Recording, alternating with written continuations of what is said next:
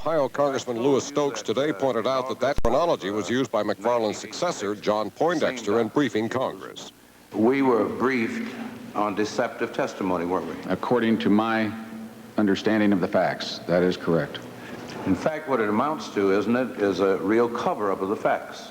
If they or he gave you that information, he may have believed it to be correct because Mr. McFarland had written it. But it could well be a cover-up as well. Secord said today he was skeptical about Oliver North's claim that he told President Reagan about the diversion of Iran profits to the conference.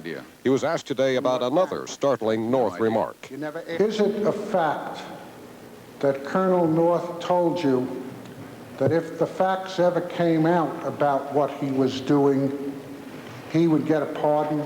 He joked about that. Well, what did you think in your own mind that he was doing wrong that would lead him to even think about nothing. a pardon? Nothing. In fact, when that came up, I laughed at him and I said, that's ridiculous. Senate Committee Counsel Arthur Lyman pushed hard today in questioning Secord's claim that he wasn't interested in making profits in his various arms sales. And a testy Secord pushed back just as hard. What Lyman wanted to know about $8 million still in Swiss bank accounts. I've got bigger problems to focus on than that. I've got a special prosecutor over here across the street that's trying to throw all of us in jail for performing our duty as we saw it. Secord again declined, for now at least, to sign a waiver allowing congressional investigators to inspect his financial records. We didn't know we were going to be asked to do this. I didn't know that I was coming up here voluntarily to appear before you. I didn't come here voluntarily to be badgered by these questions that I have answered already repeatedly. Have you not had this request before you since January to waive? I relied on the advice of my counsel. Let's get off the subject. You're making the rulings? No, sir.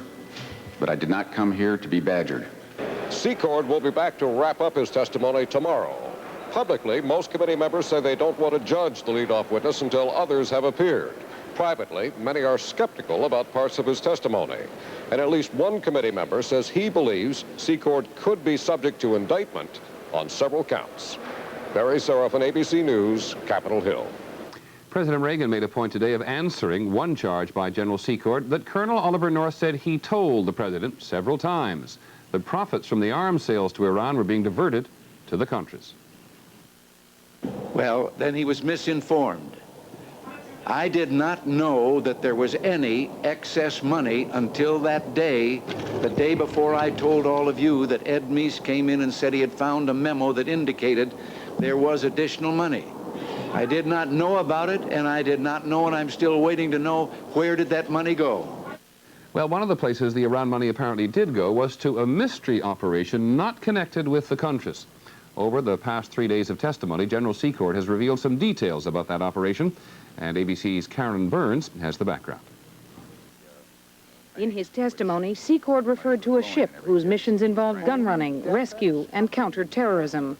You bought a ship called the Urea? Yes, sir.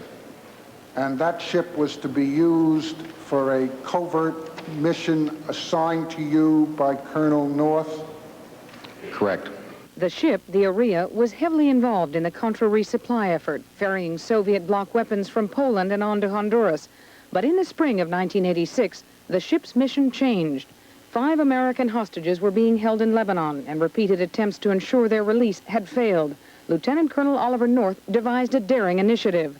North's plan was to offer a ransom for librarian Peter Kilburn and then seize his kidnappers after luring them aboard a ship off the coast of Lebanon. Kilburn was killed before the plan was enacted. The next mission was a month later. Is it your suggestion that the captain was prepared to go on a suicide mission? It's my suggestion that the captain was very brave. Richard Secord never explained that mission in his testimony, but it involved a $2 million ransom payment put up by Texas billionaire H. Ross Perot. American drug enforcement agents operating in Lebanon were to use the ransom to trap the kidnappers and bring the hostages home. This fell apart when the kidnappers failed to show up. At the same time cash was being offered for the release of the hostages in Lebanon, Oliver North was in Tehran trying to negotiate their release in exchange for weapons. Richard Secord had to admit today that the 2 missions might have been counterproductive. Karen Burns, ABC News, Washington. In other news today, 2 Oklahoma men described as right-wing extremists have been charged with plotting to assassinate the president of Nicaragua, Daniel Ortega. According to the indictments unsealed today, they tried to recruit mercenaries for the mission, but someone tipped off the FBI.